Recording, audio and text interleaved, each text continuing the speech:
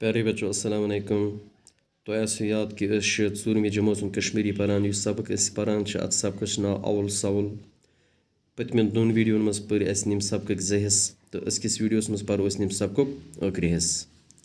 रात किस वीडियोस मज पर्याव कि गुजा खेवान यह गुजा गस मुतवजिन आसन मुतवजिन आसन अलावा गस यह गुजा साफ आसन बे यमन बानन मज खेमो यमन बानन मज गुजा खेवान बान त गसन साफ आसन यानी बे गस गुजा खेन वोल यानी खेन वोल गुजा सारी खेवान तो बे गस गुजा खेन वोल पन दंद तो पन अथ हमेशा साफ थवान यानी सारी गुजा खेवान सारे पज पन अथ तो बे पन दंद हमेशा साफ थवन।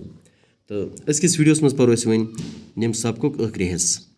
अदनान सर तिल क्या गो मुतवजिन गुजा यानी अदनान पन्नस उस्तादस पन्नस मास्टर जीस प्रसान कि सर तिल क्या गो मुतवजिन गुजा यानी मुतवजिन गुजा कत वनान मुतवजिन गुजा क्या गो।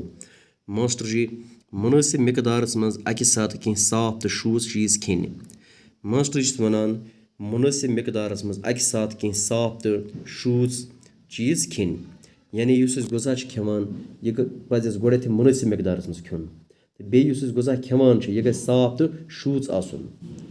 मसलन सुबह जन खे कह ोचन यानी सुबह जन खे कह ोट चाय प्यालहन यानी बे क्या चे चाय ोच सत मच रचना बे ोच सत मच रचना तो सत सिवित ठुल हना बे खे सत सिवित ठूल अम सत रोज तस सेहत ठीक यानी यमो चीज़ों सत चीज़ खेन सत रोज सेहत ठीक।